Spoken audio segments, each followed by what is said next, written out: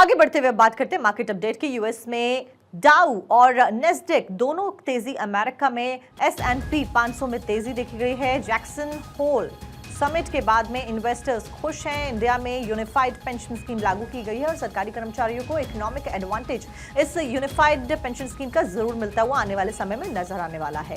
इस बीच कंजम्पशन और देश की इकोनॉमी बढ़ने की संभावना भी जताई जा रही है। तो लगातार तमाम जो प्रयास सरकार के द्वारा किए जा रहे हैं बजट के बाद में, उनके साथ में यही कहा जा रहा है कि कंजम्पशन और देश की इकोनॉमी आगे बढ़ेगी, ये संभावित है। आकाश जिंदल मार्केट एक्सपर्ट हमारे साथ में जुड़ गए। आकाश जिंदल जी, बहुत बहुत स्वागत है आपका भारत 24 पर। कंजम्पशन और देश की इकोनॉमी बढ़ने के अनुमान लगाए जा रहे हैं आकाश जिंदल जी, खास करके जो पेंशन स्कीम लागू की गई है, यूनिफाइड पेंशन स्कीम, उसको लेकर क्या कुछ अपडेट? देखिए, यूनिफाइड पेंशन स्कीम बहुत ही बढ़िया स्कीम है। जिससे क्या है, जो हमारे कर्मचारी भाई हैं उनको रिटायरमेंट के बाद अच्छी प्रोसीड मिलेंगी और जाहिर सी बात है जब उनको प्रोसीड मिलेंगी तो पैसा बाजार में आएगा, कंजम्पशन बढ़ेगी, बाइंग बढ़ेगी। और ऑलरेडी इंडिया में कंजम्पशन और बाइंग बहुत अच्छी चल रही है। चाहे ऑटोमोबाइल्स की देखें, चाहे रियल एस्टेट प्रोजेक्ट्स की देखें, बहुत अच्छे से बाइंग हो रही है। और मेरी ऑर्गेनाइजेशन आकाशवाणी.in का मानना है कि ये बाइंग बढ़ती जाएगी और दिवाली पे, जी हाँ, मेरी ऑर्गेनाइजेशन आकाशवाणी.in की प्रेडिक्शन है कि दिवाली पे जीएसटी कलेक्शन 2 लाख करोड़ होने की संभावना है। इस तरीके से हिंदुस्तान की इकोनॉमी चल रही है। हिंदुस्तान की इकोनॉमी में नरेंद्र मोदी साहब की सरकार ने जो प्रयास किए हैं उनका रिजल्ट दिख रहा है। अभी हम बात कर रहे थे लखपति दीदी की। जो लखपति दीदियां बनी हैं वो खुद फाइनेंशियली एम्पावर्ड हुई हैं, दूसरों को मोटिवेट कर रही हैं।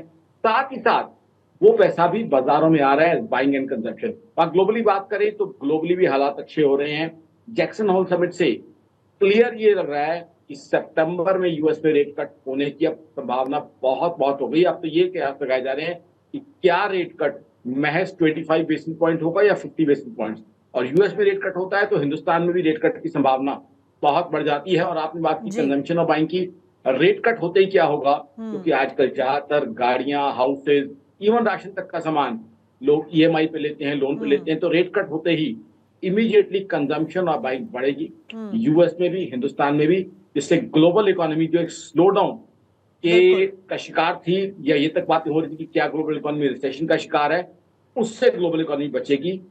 और हिंदुस्तान जो ऑलरेडी बहुत अच्छा परफॉर्म कर रही है, इकोनॉमी 8.2% का हमारा जीडीपी ग्रोथ रेट है 31 मार्च 2024 की बात करें तो और बढ़ने की संभावना है मेरे हिसाब से। ऑलरेडी हमने देखा रक्षाबंधन पे किस तरह की बाइंग हुई। ठीक है, हमारे लिए एक रिलीजियस इवेंट है, हम उसका आदर करते हैं, बट फाइनेंशियल टर्म में बहुत अच्छी बाइंग और कंजम्पशन हिंदुस्तान में देखने को मिल रही है। जी, फिलहाल जानकारी आपने दी, मार्केट अपडेट आपने दिया और किस तरीके से भारतीय इकोनॉमी आगे आने वाले समय में बूस्ट अप करेगी उसको लेकर भी आपने अपडेट दिया। बहुत बहुत शुक्रिया आपका जानकारी देने के लिए।